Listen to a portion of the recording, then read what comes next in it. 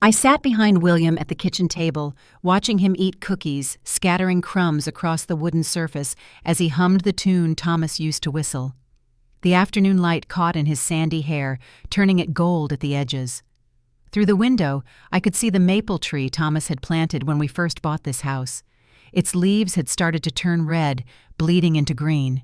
Time was passing, spinning forward despite everything that had stopped in my world. "Grandma." William looked up at me, chocolate smudged at the corner of his mouth. "When Mommy and I move to Phoenix with Uncle James, can I take Mr. Bear?" My hand froze halfway to my teacup. "Phoenix? Who is Uncle James, sweetheart?" He shrugged, already reaching for another cookie. "Mommy's friend. He has a really shiny car and takes her to fancy restaurants when Daddy works late. She said we're going to live in a big house with a pool after the papers get signed. But it's a secret." His small face suddenly crinkled with worry. "I wasn't supposed to tell. Promise you won't say anything." I brushed a crumb from his cheek, my fingers steady despite the storm gathering inside me. "I promise. But William, does your daddy know about Phoenix? Mommy says we'll tell him when everything's ready. She says he'll be too busy to miss us anyway." He bit into another cookie, the innocent betrayal delivered between bites of chocolate chip. The weight of William's revelations pressed down on me like a physical force. Diana's secret trips, plans for a new life far away, the casual way she instructed her 8-year-old grandson to keep secrets from his father. Each thought was a stone added to the burden I now carried. I retreated to the living room while William watched cartoons and buried my face in Thomas's coat. Its wool scratched against my cheek, the familiar scent fading a little more each day. "You were right, Thomas," I whispered into the fabric. "She's planning to take him away, to take everything away, but I will not let her." The next morning I woke before dawn. Sleep had become a fragile thing since Thomas's death, thin and easily broken. I made coffee, using the precise method Thomas had taught me water, just off the boil grounds, measured in the wooden spoon he'd carved himself. I breathed in the steam rising from the mug, gathering strength for what lay ahead. William had left his backpack by the front door. I checked inside, finding crumpled homework assignments, a half-eaten granola bar, and his inhaler nearly empty. Diana consistently forgot about his asthma, treating it as an inconvenience rather than a medical condition. I made a note to call his doctor for a refill, then tucked the inhaler into the front pocket where he could reach it easily. When William shuffled into the kitchen, rubbing sleep from his eyes, I had pancakes waiting. "Not as good as Grandpa's," he said, drowning them in maple syrup, "but still yummy." I packed his lunch with care, the sandwich cut diagonally, the way he preferred apple slices to prevent his braces from catching on whole fruit, and a note tucked beside his juice box. "Be brave today. I love you. Grandma." After dropping him at school, I drove to the nearest pharmacy and ordered a new inhaler, explaining Diana had misplaced the prescription information. The pharmacist checked William's records and frowned. "This is the third emergency refill in 2 months. Is everything okay at home?" I let the question hang in the air for a moment, then nodded without elaboration. The pharmacist's concerned expression joined the growing collection of evidence I was gathering. One more note to add to my journal. That afternoon I received an unexpected call. The voice on the other end was hesitant, almost apologetic. "Mrs. Bennett, this is Catherine Thomas's assistant. I've been organizing his files, and there's something I think you should know." We met at a small cafe 3 blocks from the office where Thomas had worked for decades. Catherine was younger than me, but old enough to have witnessed the entire arc of Thomas's career. She carried a leather portfolio that looked like one Thomas used to own. I wasn't sure if I should reach out. She began stirring her coffee without drinking it. "But Mr. Bennett Thomas, he asked me to keep records, said it might be important someday." She slid a folder across the table. Inside were dates, Times notes written in Catherine's precise handwriting, detailed accounts of Diana's visits to the office, phone calls taken in Thomas's private conference room documents she had asked to see regarding property holdings. "He suspected something wasn't right," Catherine continued, her voice lowered. "Last time your daughter-in-law visited, she spent 40 minutes on Thomas's phone when she thought I'd left for lunch. I heard her mention Phoenix property values to someone named James. When I told Thomas, that's when he started making changes to his will." The folder contained photographs as well, Diana leaving expensive restaurants with a tall, dark-haired man, the two of them examining architectural drawings in the back of a luxury car. Documentation of a relationship that had clearly begun long before Thomas's death. "I never wanted to believe your son was being deceived," Catherine said, her eyes downcast. "But Thomas was like family to me. He wanted someone to witness what was happening. He wanted you to have proof when you needed it." I thanked her, my voice steadier than I felt. The weight of Thomas's foresight struck me anew. Even in his final months, he had been laying groundwork, creating a network of evidence and support. He had seen the storm gathering and had quietly prepared for it, not with confrontation, but with careful documentation. That evening, after William had gone home with Robert, I unlocked the hidden safe behind Thomas's bookshelf. Inside lay a sealed envelope with my name written in his familiar handwriting. I'd been too grief-stricken to open it after the funeral, but now I broke the seal with trembling fingers. "My dearest Eleanor, if you're reading this, it means my suspicions were correct. Diana is not who she pretends to be. I've spent the last 6 months tracking her movements, documenting her lies. I know this sounds paranoid, but please trust that I wouldn't make such accusations without evidence. She's been meeting with a real estate developer named James Parker. They have plans, Eleanor, plans that don't include Robert or William. I've changed my will to protect you all, but that's only the beginning. You'll need to fight, but not in the way you might think. Do not argue. Do not explain. Do not reveal what you know. Silence will be your weapon, Eleanor. Patience will be your shield. When the storm comes, and it will be still, and let it rage around you while you document every drop of rain. The truth reveals itself to those who wait. I've transferred all our properties into your name alone. The rental homes, the shopping plaza, the stock portfolio, all of it. Robert will be angry at first, but this is how we protect him, even from himself. Diana won't stay once she realizes the money isn't in his hands. And when she goes, we'll be there to pick up the pieces and guard William's future. Trust Edward. He has all the legal documents ready. Catherine has evidence you'll need. Start keeping a journal, dates, times, conversations. Record everything. It may seem excessive now, but you'll understand when the time comes. I'm sorry to leave you with this burden, my love. In 50 years together, I've never seen you bow under the weight of any challenge. You are stronger than you know, Eleanor, strong enough to weather what's coming. All my love. Thomas. I sat at his desk until the night settled around me, reading the letter over and over until my tears dried. The pain of his absence crashed over me anew, but beneath it ran a current of something else, determination. Thomas had trusted me with this final mission.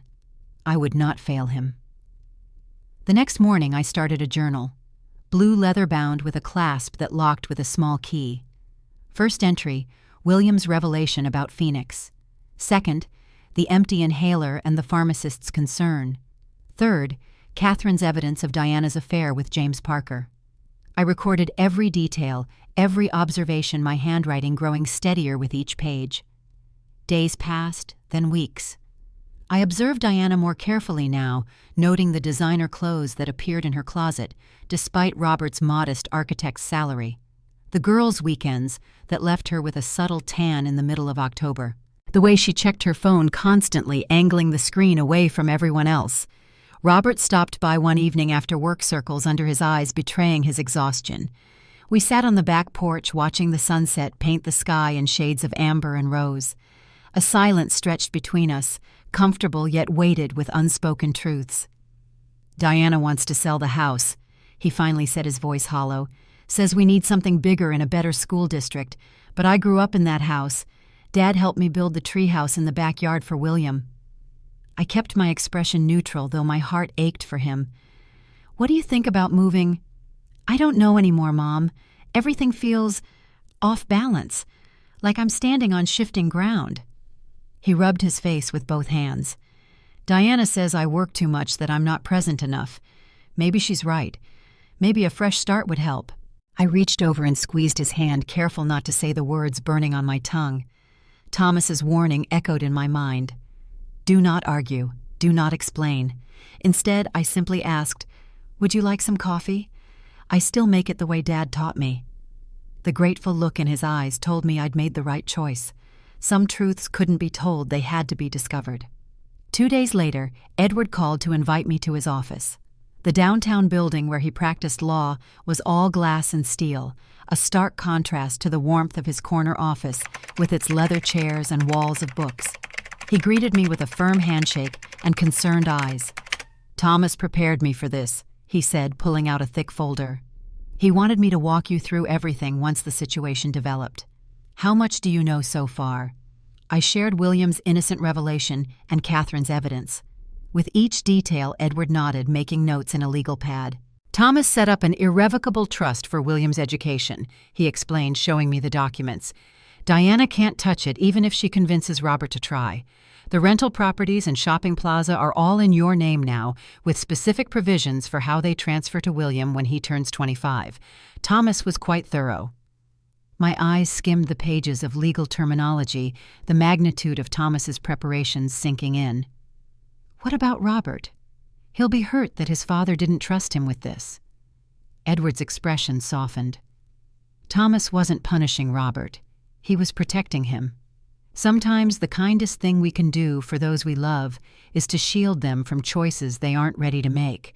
Diana has a powerful influence over him right now, but that won't last forever." He outlined the next steps, establishing security cameras at the rental properties, setting up financial monitoring systems, creating a documentation system more formal than my journal. Each measure felt like another brick in a wall being built around William's future. "There's one more thing," Edward said, pulling out a smaller folder. "Thomas hired a private investigator to look into James Parker's background. The results are concerning." The report detailed Parker's previous business failures, his pattern of using romantic relationships to access capital property listings in Phoenix, where he and Diana had toured model homes during the week of Thomas's funeral. Most damning of all were text message transcripts retrieved from Parker's discarded phone. "Diana, he's so blind. I could tell him the sky is green and he'd nod. James, what about the boy, Diana? Dead weight, a liability. I can't stand dragging him around. Once we're settled in Phoenix, maybe boarding school. James, or leave him with her, me." The woman Diana saw as nothing more than an inconvenient elderly relative, a barrier between her and wealth. The grandmother she would use as a convenient childcare option while pursuing her new life. But what struck deepest wasn't Diana's callousness toward me. It was the casual cruelty with which she dismissed her own son. Dead weight, a liability. Words no mother should ever think, much less say, about her child.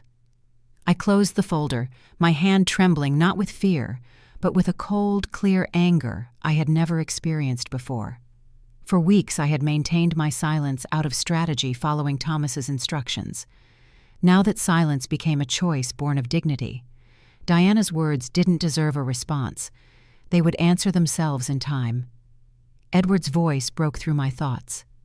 "You see now why Thomas put everything in your name. He wasn't being cruel to Robert. He was protecting him and William. He wanted you to carry this responsibility because he knew you could." I wiped my eyes with the corner of Thomas's handkerchief that I still carried everywhere. My voice trembled but held firm. "Then I will. I won't let her destroy what Thomas built or what William deserves." Edward nodded. "Keep documenting. Keep silent. The time will come to reveal all of this, and when it does, Diana won't be able to hide behind charm or manipulation. The evidence is clear. Until then, patience." As winter settled over the city, I established a routine with William. He stayed with me 3 afternoons a week while Robert worked late and Diana attended her book club. We baked cookies using Thomas's recipes, built elaborate Lego structures, and read together in the window seat that had always been his favorite spot. I documented each visit, noting William's comments about home, the state of his clothes, his occasional complaints about not feeling well but being sent to school anyway. One evening, as I was helping William with his math homework, my phone rang. Diana's voice came through artificially sweet. "Eleanor, I hope I'm not interrupting, but Robert and I need to discuss something with you. Can we stop by tomorrow evening?" I agreed, my tone pleasantly neutral. After hanging up, I called Edward to alert him to the upcoming meeting. He advised me to record it if possible, so I set up a small digital recorder in the potted plant on the side table, not hidden exactly, but not immediately obvious. The next evening, Robert and Diana arrived just after 7. Robert looked tired, his face drawn, while Diana glowed with barely contained energy. She wore an elegant black dress that seemed excessive for a family visit, diamond earrings catching the light as she moved. "Eleanor," she air-kissed my cheek, her perfume temporarily overwhelming my senses. "How lovely to see you. Your home always feels so quaint and nostalgic." Robert hugged me properly, holding on a moment too long. The three of us settled in the living room, Diana perching on the edge of the sofa, as if afraid to fully commit to sitting in my home. "Mom," Robert began, his voice strained, "we need to talk about Dad's will."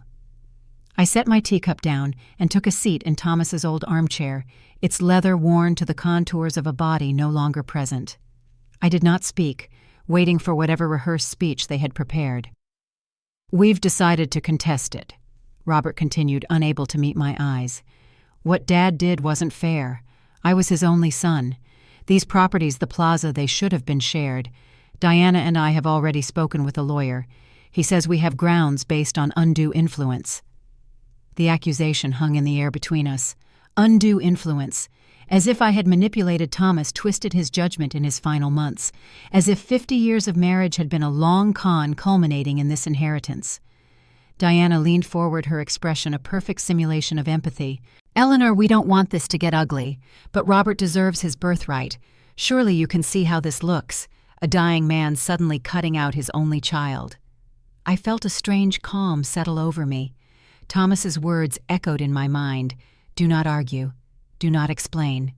Robert finally met my eyes, his gaze pleading. "Mom, please, say something. We can work this out without courts, without lawyers. Just sign the properties over, and we can all move forward as a family." The word family in his mouth sounded hollow, shaped by Diana's influence. I wondered if he knew about Phoenix, about James Parker. I wondered if he could feel himself being slowly separated from his roots, like a plant being carefully extracted for transplanting. "I love you, Robert," I said simply. "Your father loved you too, more than you know." His face flushed. "Then why did he do this? Why did he leave me nothing but books and tools when there were millions in property? Because they weren't just properties to your father. They were his legacy, his vision for this community, his provision for William's future." At the mention of William, Diana's expression flickered a brief crack in her composed facade. Robert didn't notice, too absorbed in his own perceived betrayal. "Mom, Diana and I are planning to move. We've been looking at opportunities in Phoenix. A fresh start would be good for all of us. William would have better schools, a bigger house." Every word confirmed what William had already revealed. The pieces were falling into place exactly as Thomas had anticipated. I did not react to the mention of Phoenix, gave no indication. I already knew their plans. "Think about what your father would want," I said softly. "Think about what's best for William." Robert's expression hardened, the gentleness he'd inherited from Thomas giving way to something colder, more calculated. Diana's influence etched into the lines of his face. "What's best for William is his parents making decisions for him, not his grandmother." He said the words clearly, not his own. "If you fight us on this, Mom, you'll lose, and you'll lose William too." The threat landed like a physical blow. I felt the air leave my lungs but kept my expression neutral. In my mind, I added this moment to my growing evidence file, the subtle coercion, the threat of separating me from my grandson. After they left, I sat alone in the quiet house, Thomas's cardigan draped across my lap. For the first time, I nearly broke my silence. I almost called Robert back, almost laid out everything I knew: the affair, the secret plans, the manipulation. The words pressed against my teeth, desperate to be spoken. But then I remembered Thomas's steady handwriting guard Robert even from himself. Some truths had to be discovered, not told. If I revealed everything now, Robert would retreat further into Diana's influence, defensive and angry. I had to let events unfold, had to trust Thomas's strategy of patience and documentation. That night, after recording every detail of the confrontation in my journal, I lay awake listening to the autumn wind rattle the windows. The house creaked and settled around me, familiar sounds that had once been comforting, now echoing with absence. My fingers traced the empty space beside me, where Thomas should have been. The hardest part wasn't facing Diana's schemes or Robert's misguided anger. The hardest part was bearing these burdens alone without Thomas's steady presence, without his voice reassuring me that we would weather this storm together. For 50 years we had faced every challenge as one. Now I carried our last battle by myself. But I wasn't truly alone. Thomas's foresight walked with me. His plans protected me. His voice guided me through the letter I read each night before sleep. Patience will be your weapon. A week passed, then 2. Autumn deepened the trees around our house, blazing with color before surrendering to November winds. I settled into new routines with William, who spent increasing time at my house as Diana's business trips grew more frequent. I checked his homework, monitored his asthma medication, maintained the Saturday pancake tradition.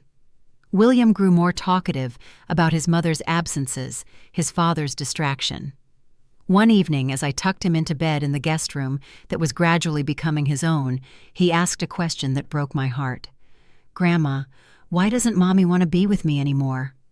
I smoothed his hair back from his forehead, buying time to compose an answer that would protect him while honoring the truth. "Sometimes grown-ups get confused about what's important," I told him.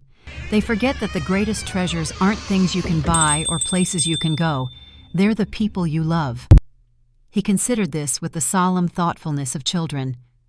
"Then why does she keep going away with Uncle James? Does she love him more than me and Daddy?" The question held no jealousy, only curiosity, the pure desire to understand a world that increasingly made no sense to him.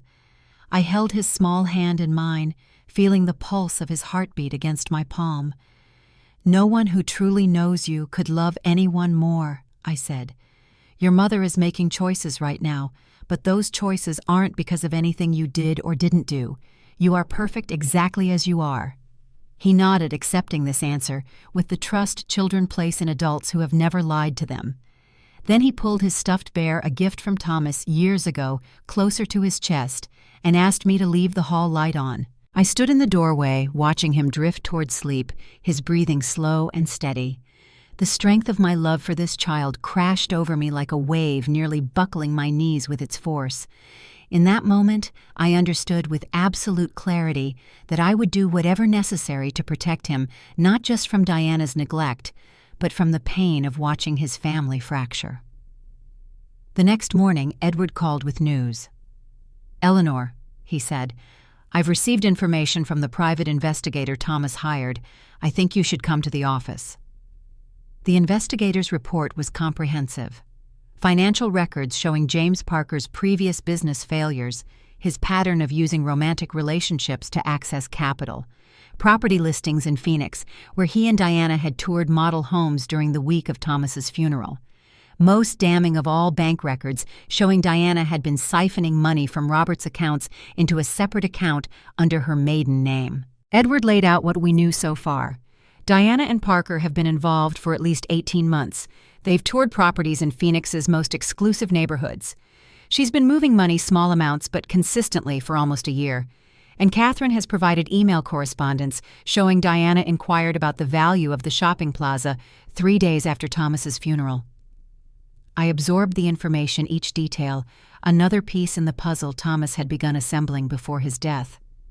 "What do we do now?"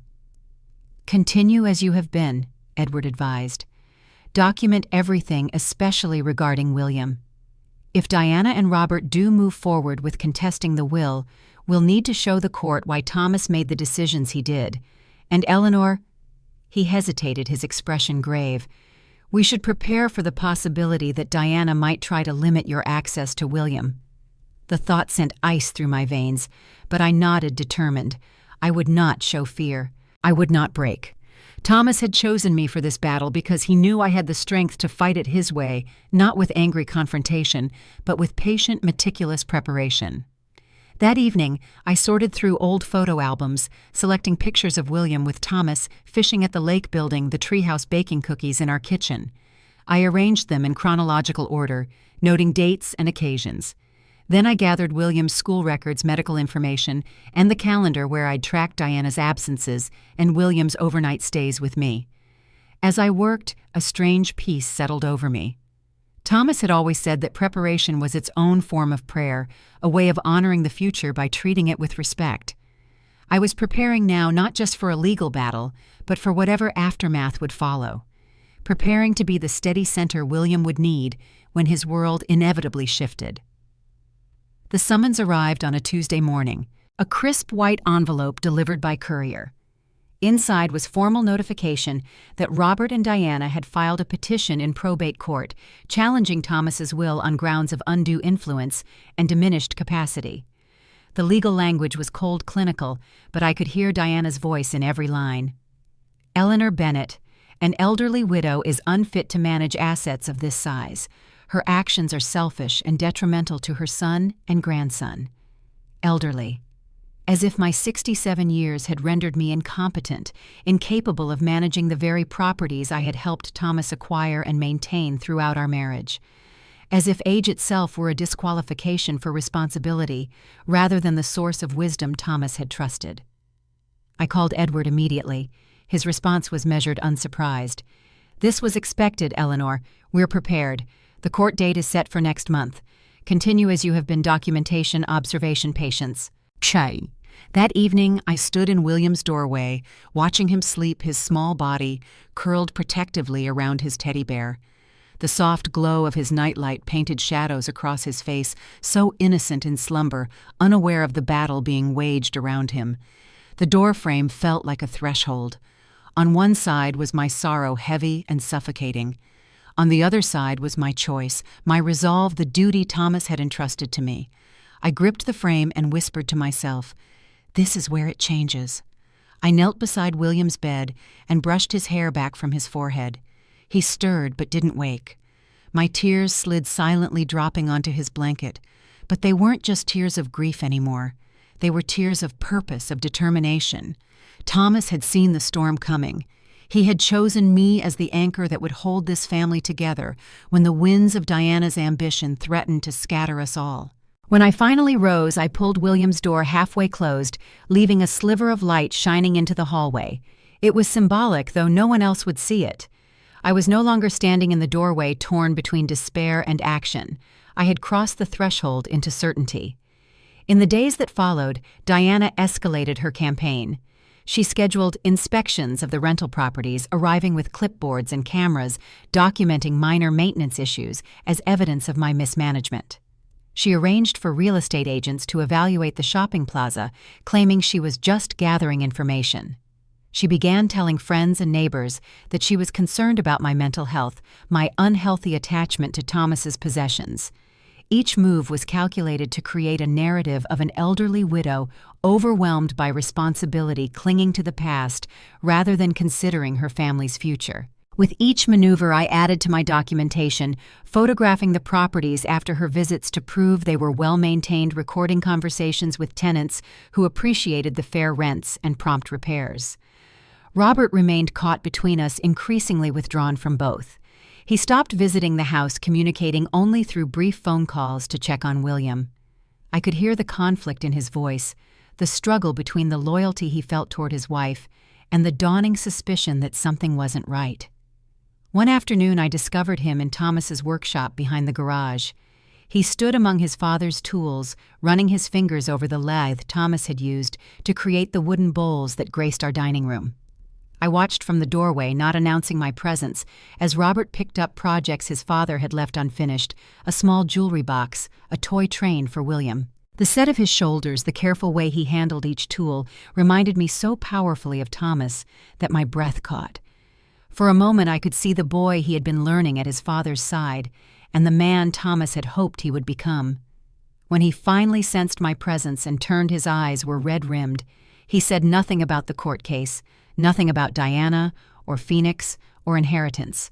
He simply held up the half-finished jewelry box and asked, "Do you remember what kind of finish Dad used on these?" It was the first time since Thomas's death that Robert had reached for connection rather than confrontation. I stepped into the workshop, breathing in the scent of sawdust and varnish. "Danish oil," I told him. He always said it brought out the grain better than polyurethane. Robert nodded, turning the box in his hands. "I'll finish it," he said quietly. "For William." It was a small moment, but it lit a flame of hope. Beneath the anger and confusion Diana had cultivated, the real Robert Thomas's son still existed. He just needed time to find his way back to himself. As winter deepened into the hollow days before Christmas, William stayed with me more frequently. Diana's absences grew longer, her explanations vaguer. William no longer questioned why his mother wasn't home. He simply packed his overnight bag with the resigned efficiency of a child who has learned to expect absence. I decorated the house as Thomas and I had always done, lights on the porch railing, the artificial tree Thomas had developed allergies in his 50s, adorned with ornaments collected over decades. William helped carefully unwrapping each one and asking for its story. This one, I told him holding up a small wooden star your grandfather carved the year your father was born. William traced the edges with his finger, his expression solemn. "Do you think Dad remembers Christmas from when he was little like me?" The question held layers of longing. I chose my words carefully. "I think there are memories that live in our hearts, even when our minds can't recall the details. Your father used to sit exactly where you're sitting now, asking the same questions about these same ornaments." William's smile flickered, brief but genuine. He placed the star on a branch at eye level, where he could see it easily from his favorite spot on the couch. That evening, as we finished stringing popcorn, a tradition Thomas had insisted on maintaining, despite the yearly mess, my phone rang. Diana's name flashed on the screen. Her voice came through artificially bright. "Eleanor, we've decided to have Christmas at our place this year. I know you usually host, but we've already invited my parents, so it just makes more sense. You're welcome to join us, of course." The invitation carried the hollow ring of obligation. In the background I could hear voices, laughter, the clink of glasses. Not the sounds of a family home, but of a gathering. I made a note in my mental ledger. "That's fine, Diana. What time should I arrive?" "Let's say 3. We're having an early dinner. And Eleanor." "Nothing homemade, please. My mother has digestive issues. A store-bought dessert would be perfect." After hanging up, I found William watching me from the doorway, a string of popcorn dangling from his hand. "Are we not having Christmas here?" His voice small, disappointed. "We'll have our own Christmas, sweetheart. And then another one at your house. Twice the presents, twice the fun." I kept my tone light, but added another entry to my growing evidence file, Diana's exclusion of traditions important to William. Christmas Eve arrived with a dusting of snow that transformed the neighborhood into a scene from a greeting card. William and I baked cookies using Thomas's recipes, the kitchen warming with the scents of cinnamon and ginger. We read The Night Before Christmas in the window seat, just as I had read it to Robert decades earlier. When Robert arrived to pick him up, William ran to the tree and retrieved a small package wrapped in paper he had decorated himself. "For you, Dad. I made it with Grandma." Robert unwrapped it carefully, a wooden ornament in the shape of a house with "Home" wood-burned across the bottom in William's wobbly handwriting. I had helped with the cutting and sanding, but the design was all William's. "It's our house," William explained. "See, I put your workshop in the back and Mom's flowers in front, even though they died when she forgot to water them." A flash of something crossed Robert's face, recognition perhaps of one more small neglect in a growing pattern. He knelt and hugged William tightly. "I love it. We'll hang it front and center on our tree." As they prepared to leave, Robert lingered in the doorway. "You should still come tomorrow, Mom. Don't let—" He trailed off, but I understood the unspoken. "Don't let Diana's machinations keep you away." "I'll be there," I promised, "with a store-bought pie that even your mother-in-law's digestive system can handle." The ghost of a smile touched his lips, the private humor we had once shared so easily before Diana built walls between us. Christmas Day dawned bright and clear.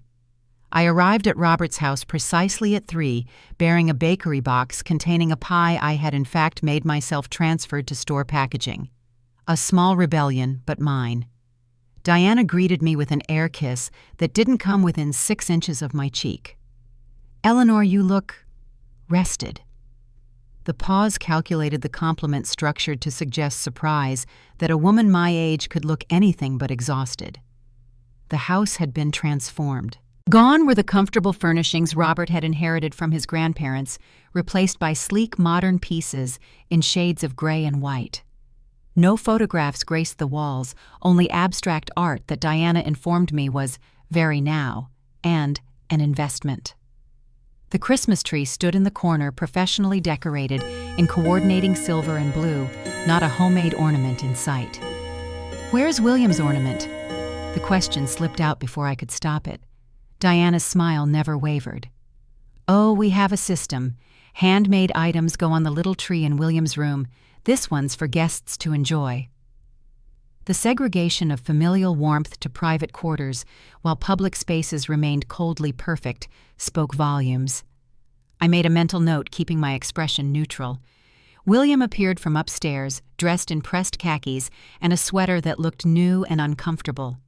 He hugged me with desperate strength, whispering, "I put your presents under my bed so they wouldn't get lost." Dinner was a stilted affair. Diana's parents dominated the conversation with stories of their recent cruise, their country club dramas, their opinions on everything from politics to proper holiday traditions. Diana served catered food on expensive new china, making sure everyone knew both the cost of the dishes and the exclusivity of the caterer. "We simply must have you over to the club," Diana's mother said to no one in particular. "Our chef trained in Paris. Nothing like this." She gestured vaguely at the food Diana had just proudly announced cost $90 per person. Robert grew quieter with each glass of wine, his eyes increasingly distant. When William tried to tell a story about the gingerbread house we had made, Diana cut him off with a laugh that contained no humor. "William has such an active imagination. They certainly didn't do any baking at Eleanor's. I've seen her kitchen barely functional. Right, Eleanor?" The direct attack required a response. I thought of Thomas's advice, patient silence, but sometimes silence could be misinterpreted as weakness or admission. I smiled, meeting Diana's challenging gaze directly. "Actually, Thomas renovated the kitchen just before he passed. Knew everything: appliances, counters, even that farmhouse sink you admired when you first visited. He said a house should grow and change with a family's needs. Such a thoughtful man, my husband." Diana's expression froze for a fraction of a second, long enough for Robert to notice. He looked between us, a furrow forming between his brows. "Dad renovated the kitchen. You never mentioned that." "You've been busy," I said simply. "Come by any time. I'll make you dinner. From scratch, in my functional kitchen." Diana's mother broke the tension with a theatrical sigh. "Well, I think cooking is terribly overrated.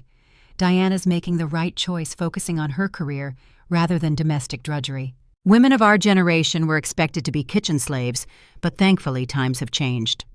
"What career?" William's innocent question dropped into the conversation like a stone into still water. "Mom doesn't have a job. She goes shopping and meets Uncle James for lunch." A silence descended, sharp and sudden. Diana's laugh came too late, too brittle. "Children say the funniest things. James is my personal trainer, William. You know that." But the damage was done. Robert's gaze had sharpened, focused for the first time all evening. "You never mentioned a personal trainer. When did you start that?" Diana waved a dismissive hand. "Oh, ages ago. When we discussed getting more exercise, you were too busy with that downtown project to come with me to the gym." The conversation moved on, but something had shifted. Robert watched Diana with new attention, cataloging inconsistencies, noting evasions. It was the expression Thomas wore when reviewing contracts: methodical, analytical, missing nothing.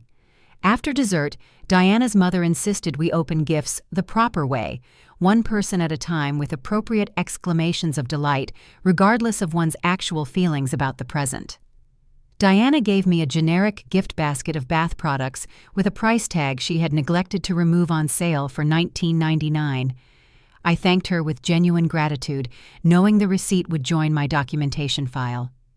My gift to Diana and Robert was a weekend at a historic bed and breakfast in Vermont, a generous gesture that would later prove I held no ill will despite the ongoing legal battle. Diana's smile tightened at the corners. "How lovely. though I'm not sure we can get away with our busy schedules. I'm sure you'll find time, I said pleasantly. The reservation is transferable if your plans change. To William, I gave a telescope, something he had mentioned wanting for months. His genuine delight pierced the artificial atmosphere Diana had cultivated. Can we set it up tonight? Maybe we can see Mars. Dad, will you help me? Robert nodded, the first authentic smile of the evening crossing his face. Of course, we'll put it together as soon as everyone leaves. Diana's parents departed soon after, with hugs for Diana, handshakes for Robert, and pats on the head for William that he endured with the stoicism of a child accustomed to adults who don't really see him. I gathered my coat, preparing to follow them. Thank you for coming, Eleanor. Diana's words were correct, her tone conveying the opposite sentiment. I hope it wasn't too tiring for you. At your age, these long events can be so taxing. I smiled, channeling the gracious strength Thomas had always admired. Not at all. I have excellent stamina, all those years helping Thomas with property renovations. Physical work keeps you young.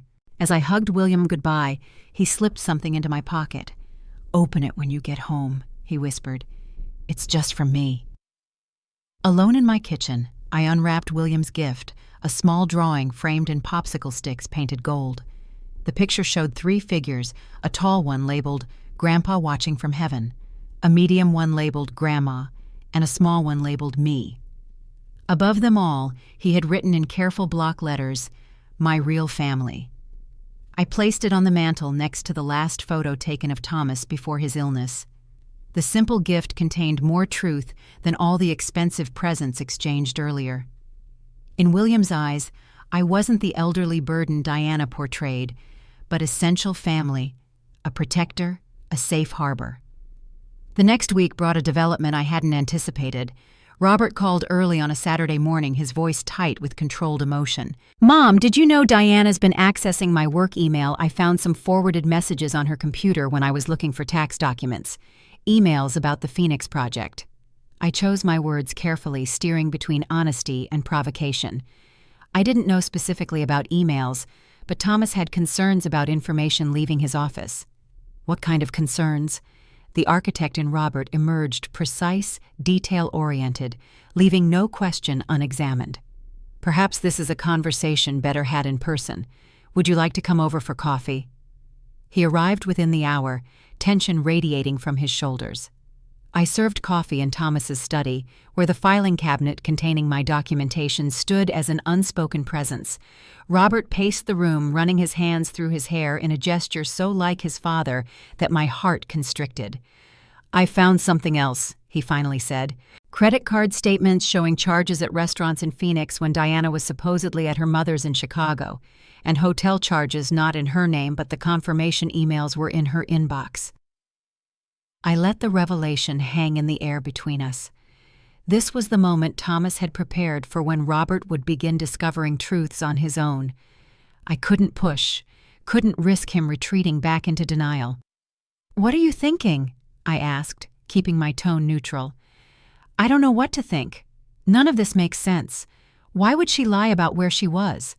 Why access my work emails about Phoenix? We're not even seriously considering moving there. It was just an idea she floated. I took a deep breath, weighing Thomas's advice against the opportunity unfolding before me. Sometimes silence wasn't the right strategy. Sometimes a carefully placed truth could illuminate a path forward. Robert, I have something to show you.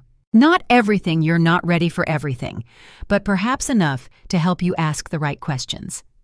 I unlocked the filing cabinet and retrieved a single folder containing the most innocuous evidence photos of the properties Diana had been inspecting, documentation of her meetings with realtors, a spreadsheet tracking William's overnight stays with me. Nothing about James Parker, nothing about the text messages or financial manipulations. Robert examined each document with growing stillness, the kind of contained energy that preceded major decisions in his professional life. Finally, he looked up, his eyes clearer than I had seen them in months. She's building a case, trying to prove you're neglecting the properties. But why go to all this trouble? Even if they were mine, I wouldn't sell them. Dad built that shopping plaza from nothing. He kept rents low for local businesses. He cared about this community. The moment stretched fragile and potent. I could almost feel Thomas beside me guiding my response. Your father believed that what we build in this life matters more than what we acquire. The properties were never just investments to him. They were his legacy to this community, to you, to William. Robert's gaze returned to the documentation focusing on the calendar tracking William's stays with me. He's been with you almost half the time for the past 3 months. I didn't realize. I've been so wrapped up in the downtown project. William is always welcome here. This is his home too. A complicated emotion crossed Robert's face. Guilt realization, the beginning of clarity. I need time to think, to figure out what's really happening. Take all the time you need. The truth doesn't disappear when we're not looking at it. After Robert left, I called Edward to update him. His response was measured as always. This is progress, but proceed carefully. If Diana suspects Robert is questioning her narrative, she might accelerate her plans. Continue documenting. Continue being the stable presence William needs. The court date is 3 weeks away. We need to be fully prepared. The court date. 3 weeks to organize 50 years of marriage, millions in property, and the future of my grandson into a presentation that would counteract Diana's carefully constructed narrative of an elderly widow clinging to control. I spent the following days preparing with methodical precision. Edward helped me organize the documentation into clear categories, property management records, showing my competent stewardship, financial statements demonstrating the continued profitability of Thomas's investments under my management medical records, confirming Thomas's mental clarity until his final week's emails and notes in his handwriting detailing his concerns about Diana. Most powerful were the records concerning William the calendar, showing Diana's increasing absences, the medical notes about his asthma management, or lack thereof, the school records showing his improved attendance and performance when staying with me, photographs documenting our activities together, juxtaposed with the empty house when I would drop him off, only to find Diana absent again. As the hearing approached, Diana's behavior grew more erratic. She appeared at my door unannounced one afternoon, her smile brittle, her designer outfit, at odds with the casual neighborhood. Eleanor. Her voice dripped false sweetness. I thought we might have a little chat woman to woman before things get unpleasant in court. I invited her in with outward calm, though my pulse quickened. This unexpected visit wasn't just a break in pattern, it was a tactical move. I offered tea, playing the role of gracious hostess, while activating the recording app on my phone, now a habitual precaution. Diana declined refreshments, her gaze sweeping critically around the living room. Your home is quaint. So many memories, I'm sure. It must be hard to let go of the past.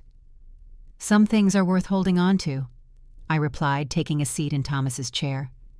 What brings you here today, Diana? She perched on the edge of the sofa, her posture suggesting she might flee at any moment. I'm concerned about what this court case is doing to our family, to William. Surely you don't want him caught in the middle of an ugly legal battle. I don't want William caught in the middle of anything. My only concern is his well-being. Then we're in agreement. Diana leaned forward, her expression shifting to one of practiced concern. Which is why I have a proposal. She reached into her designer handbag and extracted a slim leather portfolio, sliding it across the coffee table with manicured fingers. I wanted to make this easier on everyone. We don't need courts and lawyers.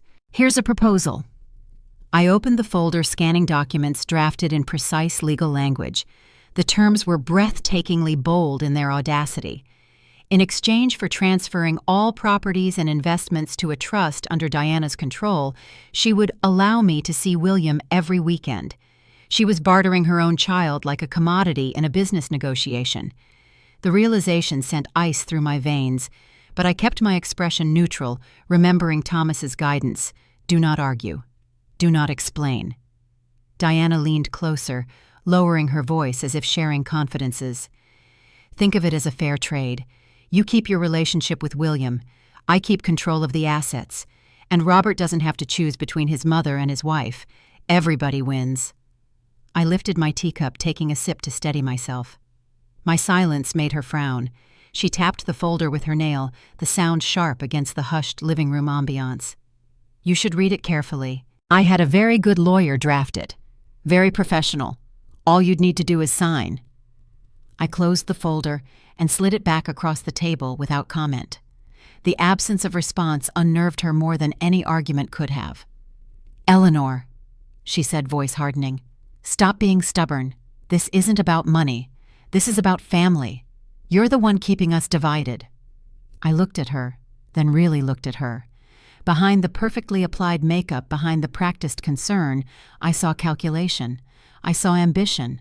I saw a woman who viewed relationships as transactions and love as a weakness to be exploited. No, Diana, I said quietly. You are the one dividing us. The simple truth landed between us like a gauntlet thrown down. She froze momentarily, then forced a laugh that contained no humor. You really think you can hold on forever? You're old, Eleanor. Do you really want to spend your last years in courtrooms and lawyers' offices? Just sign and you'll have peace. I'll even make sure William respects you. The threat was implicit but clear. Sign or lose access to my grandson entirely. In that moment, I felt something crystallize within me. Not anger, though that existed too, but absolute certainty. Thomas had seen this moment coming. He had prepared me for exactly this confrontation. Patience will be your weapon. I folded my napkin and placed it beside my untouched cake. I think we're finished here. The deliberate dismissal struck deeper than rage ever could. Her eyes widened, then narrowed. You'll regret this. She snatched the folder and shoved it into her handbag, rising so abruptly her chair scraped loudly against the floor. She swept out without looking back, slamming the door hard enough to rattle the family photos on the wall. I waited until her car disappeared down the street before stopping the recording on my phone. Another piece of evidence added to our case, perhaps the most damning yet. Diana explicitly attempting to negotiate access to William in exchange for property. I called Edward immediately. Diana just left. I explained the encounter, the offer, the thinly veiled threats. I recorded the whole thing. This is exactly what we needed. Edward's voice held a note of satisfaction I hadn't heard before. Her attempting to barter William's relationship with you for financial gain will not play well in court. Send me the recording right away. The week before the hearing brought an unexpected storm, not metaphorical, but literal, a late winter blizzard that blanketed the city in 2 feet of snow. Schools closed, businesses shut down, roads became impassable. I woke to the sound of my phone ringing at 6 a.m. Mom? Robert's voice strained with an emotion I couldn't immediately identify. Diana's stuck in Chicago with her parents. Her flight was canceled, and they're not resuming until tomorrow at the earliest. I have to be at the site by 7. They're concerned about structural issues with all this snow. Can William stay with you? Of course, I said, already mentally rearranging my day. Bring him over whenever you're ready. That's the thing. Robert hesitated. He's alone at the house. Diana left yesterday for a quick overnight trip before the storm was forecast. I had an emergency meeting and didn't get home until after midnight. I just assumed she'd returned, but I found a note saying her flight was delayed and then canceled. My heart rate accelerated. William was alone all night. I checked on him as soon as I realized. He's fine, sound asleep, but I can't believe I just can't. For the first time, I heard real anger in Robert's voice, not the defensive posturing when protecting Diana, but genuine outrage. Another crack in the facade she had constructed around him. Bring him here, I said firmly. Then do what you need to do. We'll be fine. William arrived, still in his pajamas, sleepy-eyed but unconcerned. To him, this was just another adventure at Grandma's house. I made hot chocolate with extra marshmallows and set him up with blankets and books in the window seat where he could watch the snow continue to fall. Robert lingered at the door, conflict evident in his expression. She said it was a spa trip with friends, but I found a receipt in her purse for a restaurant in Phoenix. The date was yesterday. I waited, letting him work through the implications at his own pace. Why would she lie about where she was going, and who leaves their child alone overnight without making proper arrangements? I'm his father, and I didn't even know. These are important questions, I said gently. Perhaps it's time to find the answers. He nodded, a new resolve settling over his features. I'll be back as soon as I can. Thank the storm, it's given me clarity I've been needing. The blizzard gifted us 3 unexpected days together. William and I built a snow fort in the backyard, baked bread using Thomas's mother's recipe, read our way through the stack of books he'd been wanting to explore. Each evening, Robert joined us for dinner, his expression growing more determined with each conversation with Diana, each new discovery about her movements. On the 3rd night after William had gone to bed, Robert sat at the kitchen table, turning his wedding ring around his finger, a habit he had developed in recent months. "She's not coming back until the day before the hearing," he said finally. "Claims all flights are still grounded, though other airlines have resumed service. I checked. What are you going to do?" He looked up, his eyes clearer than I had seen them in years. "I'm going to protect my son, and I'm going to honor my father's wishes. I just need a little more time to figure out exactly how." The morning of the hearing arrived cold but bright, the snow beginning to melt under strengthening March sunshine. I dressed with deliberate care, a navy suit Thomas had always admired. Pearl earrings he had given me on our 40th anniversary, a subtle application of makeup that honored my age rather than attempting to disguise it. Edward met me at the courthouse steps, briefcase containing our evidence in hand. "Remember," he advised, "let the documentation speak for itself. Answer only what is asked. No emotional outbursts, no accusations. Dignity and clarity will serve us best today." The courtroom was smaller than I had imagined, the judge's bench less imposing than those depicted on television dramas. But the atmosphere was no less charged with consequence. Diana and Robert sat on the opposite side of the aisle, not touching. Diana wore a conservative gray dress. Her makeup subdued her entire appearance, crafted to convey responsible maturity. Robert's expression remained unreadable, his attention focused on the legal pad before him. The proceedings began with introductions and procedural matters. Diana's attorney presented their case, first a carefully constructed narrative, painting me as an elderly widow, unable to accept my husband's death, attempting to control my adult son through financial means, unqualified to manage extensive property holdings. He described Thomas's will as shocking and unprecedented, the result of undue influence during a vulnerable time. Edward listened attentively, making occasional notes, but never interrupting. When his turn came, he approached the matter differently, not with emotional arguments, but with methodical evidence. "Your Honor, we're not here to debate whether Mrs. Bennett loves her son or grandson. We're here to determine whether Thomas Bennett was of sound mind when creating his will, and whether his decisions regarding property distribution were rational and within his rights. The evidence will show not only that Mr. Bennett was fully competent, but that he made these decisions with careful forethought and substantial justification." He presented Thomas's medical records, sworn statements from his doctors confirming his mental clarity. He submitted financial records showing my successful management of the properties since Thomas's death, occupancy rates maintained, repairs completed promptly, fair rents preserved for local businesses. Most compelling was the evidence regarding William. School records showing improved attendance and performance when staying with me. Medical documentation of his asthma management or lack thereof under Diana's care. The calendar tracking Diana's increasing absences, William's overnight stays with me. "This is not about an elderly woman clinging to control, Your Honor," Edward concluded. "This is about a grandmother ensuring her grandson has stability and care when his mother is frequently absent pursuing other interests." Diana's attorney objected, claiming these matters were irrelevant to the will contest. The judge overruled him. The testator's state of mind and motivations are central to this case. If Mr. Bennett had concerns about his grandson's care that influenced his decisions, that is directly relevant. The morning proceeded with testimony from the attorney who had drafted Thomas's will, the financial advisor, who had helped structure the trust's tenants from the rental properties, testifying to my responsive management.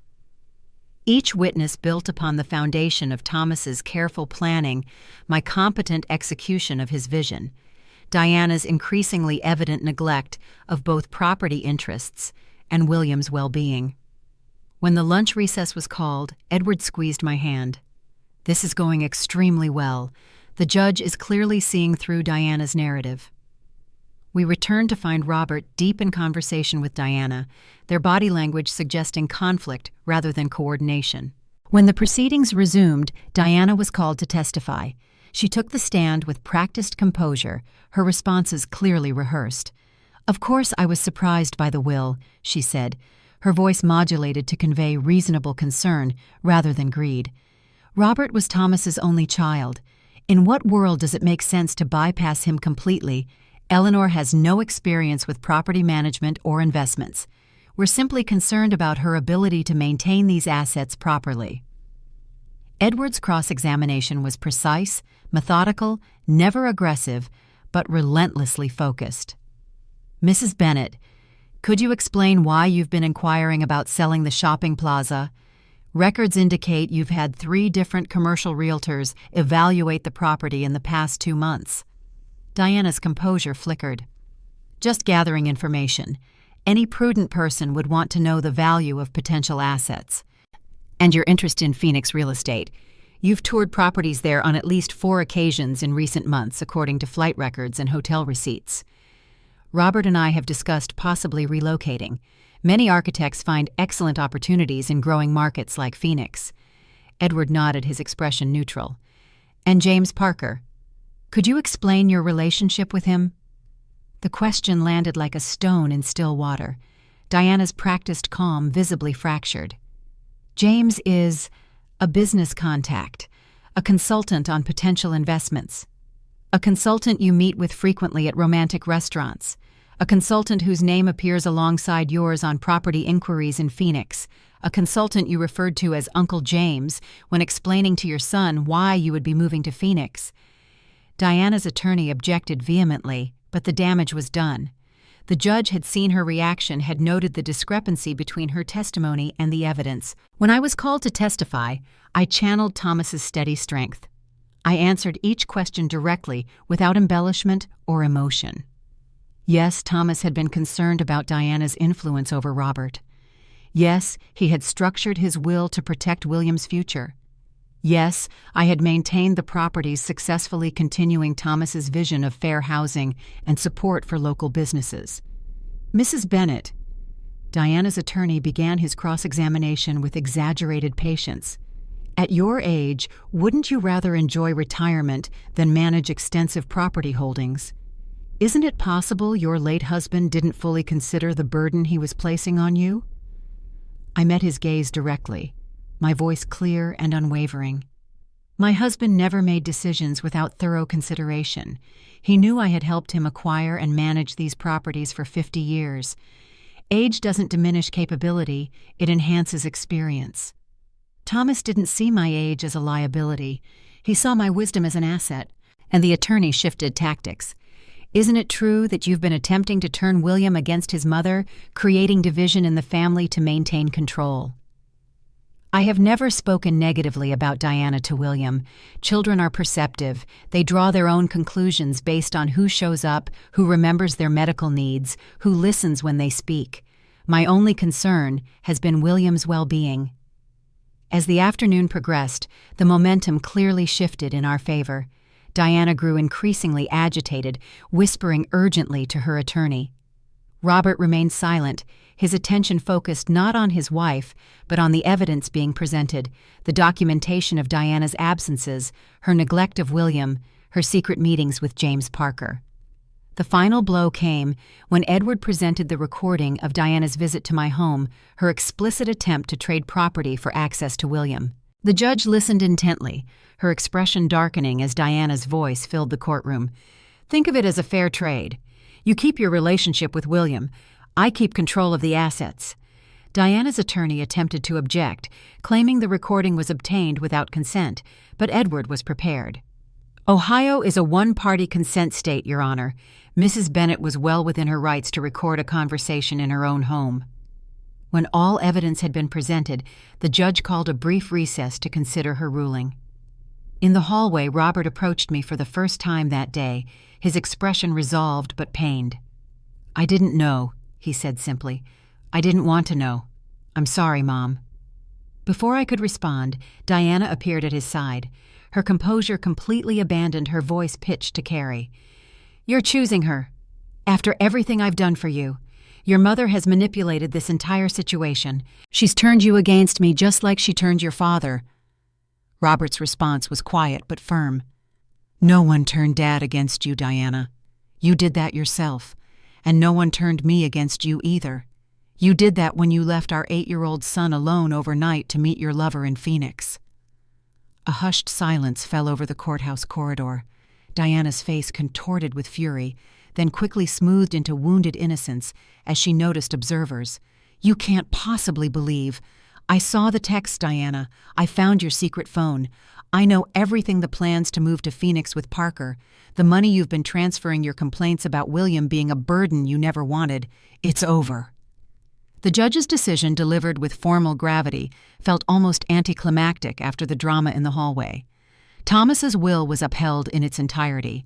All properties and investments would remain in my name with the specified provisions for William's future. More surprisingly, the judge granted an emergency temporary order placing William in my care, pending a full custody hearing, citing significant concerns about Mrs. Bennett's commitment to parental responsibilities. As we left the courthouse, Diana's final words hung in the crisp March air. "This isn't over. You haven't won anything except an ungrateful child and a heartbroken son." I watched her walk away, designer heels clicking on pavement back straight with wounded pride. In that moment, I felt no triumph, no vindication, only sadness for what could have been for the family that might have flourished had she valued love over ambition. Edward squeezed my shoulder gently. "She's wrong, you know. You've won everything that matters: the truth, your grandson's well-being, your son's clarity. Thomas would be proud." That evening, William arrived with a small suitcase and his beloved bear, uncertain but trusting.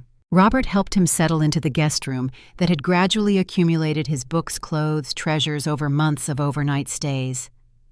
"How long am I staying, Grandma?" William asked as I tucked him in. "For now, you'll stay here while your dad and Mom figure things out. But no matter what happens, you'll always have a home with me, and your dad will always be part of your life." "What about Mom?" The innocent question deserved a thoughtful answer. I chose my words carefully. "Your mom is making some different choices right now, but that doesn't mean she doesn't love you in her own way." He considered this with the solemn wisdom of children who have learned early that adult love can be complicated. "Dad said Grandpa knew this would happen, that he made sure we'd be okay." "Your grandfather was very wise. He could see storms coming before the first cloud appeared." William nodded, pulling his bear closer. "I miss him, but I'm glad you're here, Grandma." As I turned out, the light leaving the door cracked. Just as he preferred, I felt Thomas's presence more strongly than I had in months. The hardest battle had been won, but the war wasn't over. Diana would regroup, try new tactics. Robert would face difficult days ahead as he rebuilt his life, his understanding of his marriage, his relationship with his son. But in this moment in the quiet house with my grandson safely asleep under my roof, I knew we had turned a critical corner. The truth Thomas had foreseen had finally emerged, not through confrontation, but through patience, not through accusation, but through documentation. Sometimes the strongest weapon isn't a shout, but a whisper. Sometimes the most powerful strategy isn't charging forward, but standing firm. Sometimes victory doesn't announce itself with trumpets and cheers, but with the quiet certainty that you have honored a promise to someone you loved. Spring arrived in a cascade of cherry blossoms and tender green leaves, bringing a sense of renewal even as the legal battle intensified. The temporary custody order placed William in my care, while the court scheduled a formal hearing to determine permanent arrangements. Each morning, as I helped him prepare for school, checking his homework, making sure his inhaler was in his backpack, I marveled at his resilience. Children, I was learning, adapt to change with remarkable flexibility when given stability and honesty. In the 6 weeks since the emergency hearing, Diana had transformed her approach. Gone were the angry phone calls and veiled threats. Instead, she projected the image of a wronged mother showing up for supervised visits in conservative dresses, bringing educational toys instead of extravagant electronics, speaking softly where she had once shouted demands. I documented every visit in the leather-bound journal, her arrival time interactions with William, comments that seemed designed to extract information about our household rather than connect with her son. The social worker who supervised these visits made similar notes, occasionally raising an eyebrow when Diana's questions strayed from William's interests to the properties or Robert's activities. "William, don't you miss our big backyard? Grandma's house is so confining," she remarked during one visit, looking pointedly at the social worker as if to establish evidence of inadequate housing. Her performance was transparent but calculated. William, ever diplomatic, simply responded that he liked the maple tree and the workshop where he and his dad were building things. His innocent response highlighted what Diana had never understood, that space and possessions meant little compared to presence and connection. Edward called on a brilliant April morning, his voice carrying the professional neutrality that I had learned signaled important developments. "Diana's filed a new motion with the court. She's claiming parental alienation, says you and Robert have deliberately turned William against her." The accusation stung, despite its predictability. I had been scrupulously careful never to criticize Diana in William's presence, even when he asked direct questions about her behavior. "What evidence does she have?" "Nothing substantial. She's claiming William's reluctance to speak with her on the phone is proof he's been influenced against her. She's demanding immediate reinstatement of her custody rights and supervised visitation for you." Through the kitchen window, I watched William practicing baseball in the backyard, throwing a ball against the fence and catching it with determined concentration. The rhythm of his movement throw-bounce-catch carried the steady persistence Thomas had always valued. "What's our next step?" "The court has appointed a guardian ad litem to evaluate William's home environment and make recommendations. Continue as you've been doing. Document everything. Make no changes to William's routine. Let him see that stability doesn't waver, even when adults are in conflict." The guardian ad litem, a worn-looking woman named Ms. Peterson, with kind eyes and a briefcase held together with duct tape, arrived the following Tuesday. She spent an hour touring the house, noting William's artwork on the refrigerator, his books arranged by subject his own system, the telescope positioned by his window. "Tell me about a typical day," she requested, settling at the kitchen table with her notepad. I described our routines without embellishment: school drop-offs and pickups, homework, the chore chart where William tracked his responsibilities. I showed her the calendar monitoring his asthma medication, his improved report cards, photographs of weekend activities with Robert. "He seems settled here," she observed, watching through the window as William arrived home from school, waving goodbye to friends before bounding up the porch steps. "But children need their mothers. Has Diana been consistent with her scheduled visitations?" I handed her my visitation log: dates, times, duration. William's mood afterward. The columns of missed appointments told their own story. 3 scheduled visits, 1 appearance, 4 text messages promising to call, no calls received. Birthday gift promised, never delivered. The most revealing moment came when William burst through the door, backpack sliding from his shoulder. He froze when he saw Ms. Peterson, anxiety flickering across his face. "Are you here to make me go back?" The directness of his question seemed to startle her. "I'm here to make sure you're in the best place for you." "Would you like to show me your room?" William led her upstairs, his voice drifting down as he pointed out his treasures, model planets hanging from the ceiling, books organized by subject, the beginnings of a wooden train set Thomas had started, and Robert was now helping him finish. When they returned, Ms. Peterson's expression had softened. "William, I need to ask you some questions about your mom. Is that okay?" He nodded, sitting beside me close but not clinging, the body language of a child who feels secure rather than desperate. "Do you miss your mom?" Her question was direct but gentle. William considered this with the careful deliberation he brought to all difficult questions. "Sometimes I miss how things were before. When I was little, she used to read to me and take me to the park, but then she got busy with Uncle James and said I was old enough to do things by myself." "And how do you feel when you visit with her now?" "Sometimes it's okay, But sometimes she asks a lot of questions about Dad and Grandma instead of talking to me. And she makes promises, but doesn't keep them, and that makes my stomach hurt. His simple honesty painted a picture no documentation could match a child who had adjusted to disappointment by lowering his expectations. Miss Peterson closed her notebook, thanking him for his honesty. As she prepared to leave, she paused in the doorway. "Mrs. Bennett, I'll be making my recommendations to the court next week. Based on what I've seen today, I don't believe there's any evidence of parental alienation. Quite the opposite. You've created an environment where William feels secure enough to express complicated feelings about his mother without fear of judgment." After she left, William and I baked chocolate chip cookies using Thomas's recipe, modified with our own addition of extra vanilla. As the kitchen filled with the comforting aroma of baking, William asked the question I'd been anticipating. "Grandma, will I have to go back to living with Mom?" I measured my words as carefully as I measured the ingredients. "The judge will make that decision based on what's best for you. But no matter what happens, you will always have a home here, and your dad and I will always be part of your life." He accepted this limited certainty with surprising grace. "Can I have 3 cookies tonight, since I answered all those hard questions about Mom?"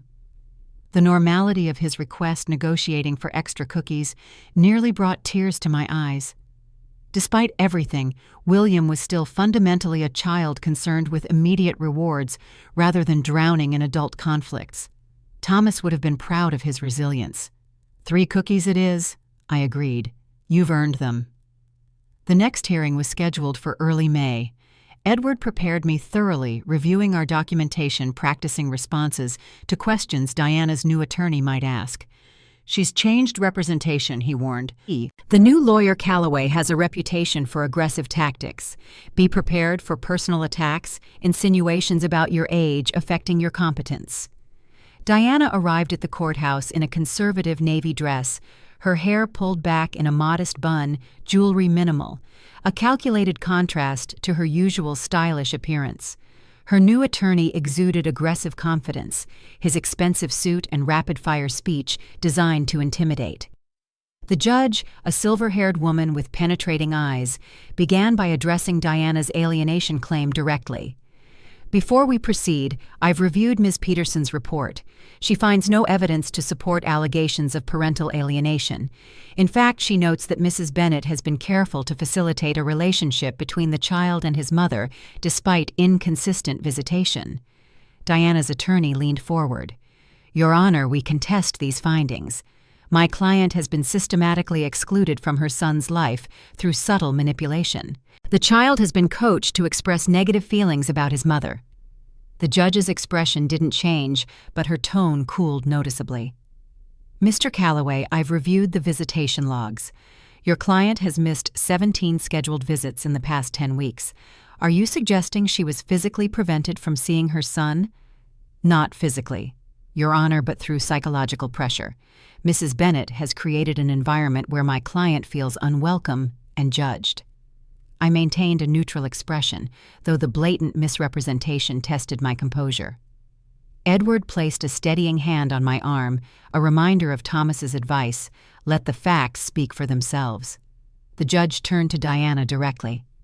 "Mrs. Bennett, can you explain these missed visits?"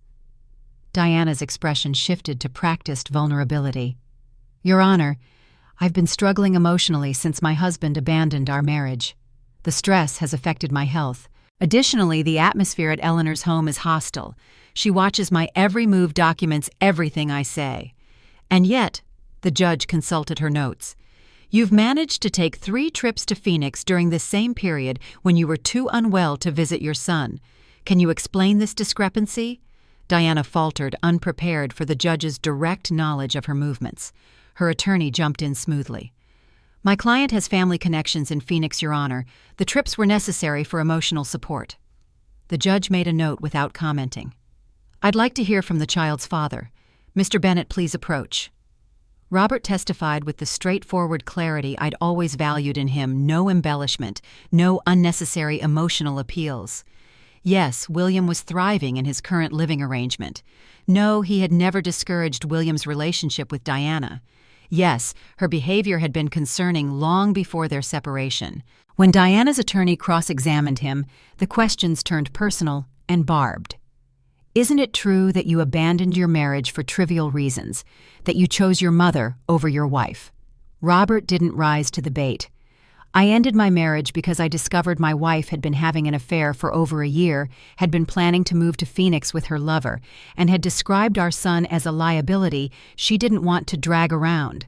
I'd call those substantial reasons, not trivial ones. The courtroom fell silent. Diana's carefully constructed image of abandoned wife crumbled visibly. Her attorney tried to recover shifting tactics. And isn't it convenient that these so-called discoveries happened just as your mother was facing challenges to your father's will? Perhaps you saw financial advantage in siding with her. Robert's expression hardened, though his voice remained steady. My father left his properties to my mother because he foresaw exactly this situation, Diana attempting to gain control of assets she had no hand in building. I initially resented his decision, but now I understand it completely. He was protecting our family legacy from someone who viewed it only as a source of cash. Diana's testimony came next, a masterful performance of tearful vulnerability interspersed with moments of righteous indignation. She portrayed herself as a devoted mother, separated from her child by manipulative in-laws, a woman whose only crime was wanting a fulfilling relationship outside a neglectful marriage. William needs his mother, she concluded. Children belong with their mothers. It's unnatural for him to be raised by his elderly grandmother, no matter how well-intentioned she might be. When my turn came, I channeled Thomas's steady presence. I answered each question directly without defensiveness. Yes, William was doing well academically and socially. Yes, I encouraged his relationship with both parents. No, I had never spoken negatively about Diana in William's presence. Mrs. Bennet. Diana's attorney adopted a tone of exaggerated patience. At your age, how can you possibly keep up with an active 8-year-old boy? Isn't it exhausting? Wouldn't it be better for everyone if you enjoyed a more traditional grandmotherly role while William's mother resumed primary care? The question was designed to paint me as selfish, clinging to William out of loneliness rather than concern for his welfare. I met the attorney's gaze directly. Mr. Calloway, age brings perspective, not incapacity. I see my grandson clearly, his needs, his vulnerabilities, his strengths. I've created a home where he feels secure enough to express his feelings, maintain his grades, and develop healthy friendships. I manage 12 rental properties, a shopping plaza, and an investment portfolio that supports dozens of local businesses. Caring for one beloved child is well within my capabilities. The judge's mouth twitched in what might have been a suppressed smile. Let's move on, Mr. Calloway. When all testimony was complete, the judge took a brief recess to consider her ruling. In the courthouse corridor, Diana approached me directly for the first time since the initial hearing. You think you've won, don't you? Her voice was low, intended for my ears alone. You've taken everything, my husband, my son, my future. Are you satisfied now? The question held genuine anguish beneath its hostility. For a moment, I glimpsed the wounded person behind the manipulative facade, someone who viewed relationships as possessions that could be taken rather than connections that required nurturing. This isn't about winning Diana. It's about William's well-being. He needs stability, consistency, honesty. He needs to know he matters more than property or prestige or new relationships. Easy for you to say. You have everything, the properties, the money, the devoted son. What do I have? Nothing. Her self-pity might once have provoked my anger. Now it inspired only a complicated sadness. You have William's love. He still asks about you, still hopes you'll become the mother he remembers from when he was younger. That's not nothing. That's a precious gift you're in danger of losing completely. Diana's expression hardened vulnerability, vanishing behind familiar disdain. Keep your sanctimonious advice. This isn't over. I'll appeal, hire better lawyers, whatever it takes. But her words lacked conviction, the threat hollow compared to previous confrontations. When the judge called us back into the courtroom, Diana sat slightly apart from her attorney, her posture suggesting resignation rather than combative energy. The judge's ruling was clear and unambiguous. William would remain in my primary custody. Robert would continue regular visitation and shared decision-making. Diana would retain visitation rights, but under supervised conditions, until she demonstrated consistent commitment to these visits for at least 6 months. Mrs. Bennett, the judge addressed Diana directly, this court cannot force you to be present in your child's life, but I strongly encourage you to take advantage of the visitation schedule. Your son needs you, not promises, not gifts, but your actual presence. If you truly want to rebuild your relationship with him, start by showing up consistently. As we left the courthouse, William waited in Edward's car, having spent the day with his assistant, rather than sitting through the hearing. When he saw me approach, his face brightened with hope and anxiety. "What did the judge say? Do I get to stay with you?" I nodded, unable to speak past the constriction in my throat. William launched himself into my arms, his relief palpable in the way he held on, not desperately, but with the certainty of someone who knows they're finally safe. Over his shoulder, I saw Diana watching from the courthouse steps, her expression unreadable before she turned away without approaching her son. That evening, after William had gone to bed, Robert came by to discuss the hearing. We sat on the back porch watching the first fireflies of the season emerge over the lawn Thomas had tended with such care. "Do you think she'll actually use her visitation?" His voice held the complex emotion of a man who had loved the potential in someone rather than their reality. "I don't know. I hope so for William's sake, but hope and expectation are different things." Robert nodded, understanding the distinction. "Dad knew, didn't he? Not just about her affair with Parker, but about who she really was. I was so angry when I first learned about the will. I thought he didn't trust me." "He trusted you completely, but he saw what Diana's influence was doing to your judgment. He wanted to protect you from choices you might regret, give you time to see clearly again." "I wish I could tell him he was right." Robert's voice roughened. "I wish I could thank him." I reached across the space between us, taking his hand. He knew. Trust that he knew. Summer unfolded in a tapestry of golden days. William thrived, his confidence growing as the stability of our arrangement continued. He attended day camps, made new friends, spent weekends with Robert learning woodworking in Thomas's shop. Diana appeared sporadically for her supervised visits, sometimes engaged and attentive, other times distracted and impatient. William approached these meetings with cautious optimism that gradually tempered into realistic expectations. In late July, Diana failed to appear for 3 consecutive visits without explanation. William waited for an hour the first time, half an hour the second, and on the third occasion simply asked, "Can we go to the park instead? I don't think she's coming." That evening, Robert called with news that didn't surprise me, but still brought a complicated mix of emotions. "Diana's gone. She left a note at my apartment. She's moving to Phoenix with Parker. She's giving up her parental rights. Says it would be better for everyone." The implications rippled outward relief that the uncertainty was over sadness for what might have been concern for how William would process this final abandonment. "What do we tell him?" Robert asked, his voice carrying the weight of a father trying to protect his child from unnecessary pain. The truth simply stated, children can handle difficult realities when delivered with love and without judgment. The conversation with William the next morning was painful but necessary.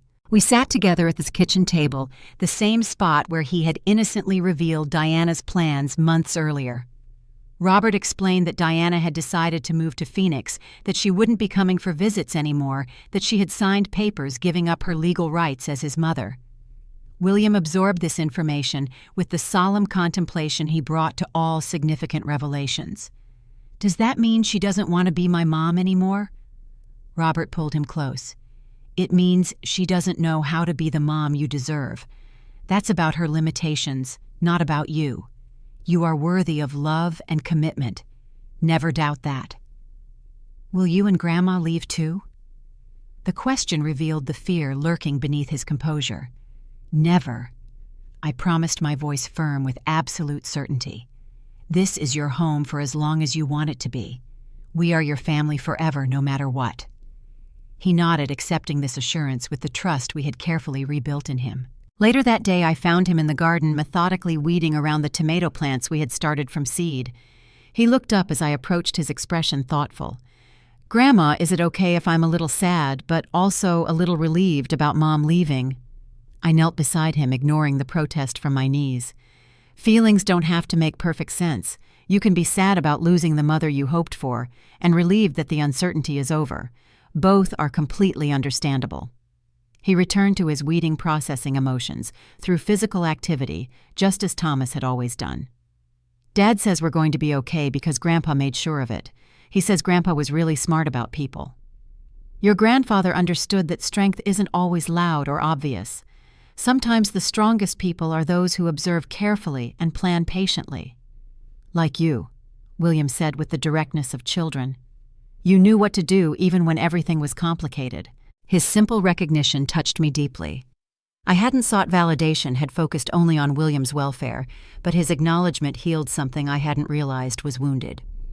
2 weeks later, official documents arrived confirming Diana's voluntary termination of parental rights. Edward reviewed them carefully, confirming their legitimacy. "This is unusual," he noted.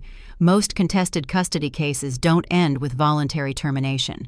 There's usually ongoing conflict appeals, continued attempts at manipulation." Diana's interest was never truly in William, I said, understanding, crystallizing with perspective. He was leverage, a bargaining chip in her pursuit of the properties. Once she realized she wouldn't get the financial outcome she wanted, maintaining a relationship with him became an inconvenience rather than an advantage. Edward's expression softened with rare personal emotion. "Thomas would be proud of how you've handled this, Eleanor. He believed in your strength, but I think even he would be impressed by your resilience." The compliment touched me, but it wasn't my resilience that deserved recognition. William is the resilient one. Children absorb our examples, both good and bad. He's learning to distinguish between words and actions, promises and commitment.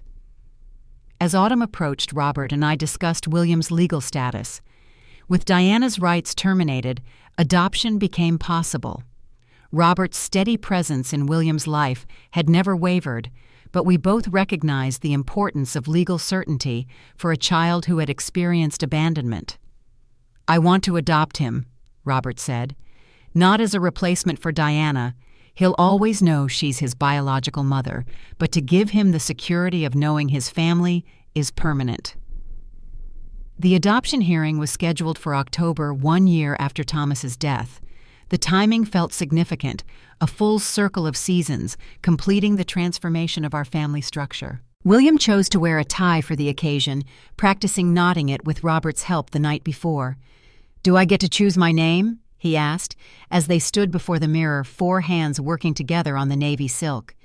"You already have a name," Robert replied, confusion evident in his voice. "I know, but Grandma's name is Bennett, and your name is Bennett, but mine is still Bennett Hargrove. I don't want the Hargrove part anymore." The request illustrated how deeply children understand family connections, how names represent belonging. Robert's eyes met mine in the mirror, silently seeking guidance. "That's something we can talk to the judge about," I said carefully, "if that's what you want." The courtroom for adoption hearings differed dramatically from the adversarial setting of custody battles. Colorful artwork decorated the walls, and the judge's bench held a collection of stuffed animals. The judge herself, a woman in her 60s with a crown of silver braids, spoke directly to William. "I understand you want to change your name as part of this adoption. Can you tell me why that's important to you?" William stood straight, his tie slightly crooked despite our best efforts. "I want to be a Bennett like my dad and Grandma. Bennett is the name of people who stay." Such simple words to carry such profound meaning. The judge nodded, understanding the deeper significance. "Then William Bennett you shall be." The legal proceedings took less than 30 minutes, but their impact would last a lifetime. As we left the courthouse, William between us holding both our hands, he looked up with the particular expression that always preceded his most insightful questions. Can we go to Grandpa's workshop? I want to finish something. At Thomas's workshop had become a place of connection between generations. Robert teaching William the skills Thomas had once taught him, the three of us, sometimes working side by side in comfortable silence. William led us directly to the wooden jewelry box Robert had been working on intermittently for months, the one Thomas had started before William's birth. I want to finish it today, William said, his expression solemn. It's important. Robert set out the tools they would need while I watched from the doorway, struck by the tableau of continuity: grandfather's design, father's guidance, grandson's determination. William tackled the final sanding with careful concentration, his small hands steady on the wood. Dad says Grandpa made this for Mom, but he never got to finish it, William said as he worked. Is that right, Grandma? Yes, I confirmed. He started it when your mother was pregnant with you. William nodded, continuing his methodical sanding. I'm not making it for her. I'm making it for us to keep special things in. By late afternoon, the box gleamed with Danish oil, the brass hinges catching the autumn light streaming through the workshop windows. William ran his fingers over the smooth surface, tracing the inlaid maple leaf pattern Thomas had designed. It's perfect, he declared. Now we need to put the first thing in it. From his pocket, he withdrew a folded piece of paper, the adoption certificate still crisp and official. He placed it carefully in the box, then looked up at us with an expression that blended pride, certainty, and something more complex that I couldn't immediately identify. Now our family is safe inside, he said, just like Grandpa wanted.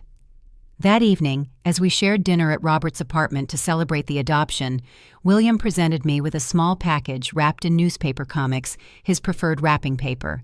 Inside was a card with a careful drawing of the three of us standing beside the maple tree in my yard. This is to say thank you, he explained with earnest gravity. Dad says if Grandpa hadn't been so smart about the future, and you hadn't been so brave about waiting, everything might be different now. Robert raised his glass in a toast that encompassed appreciation, memory, and hope.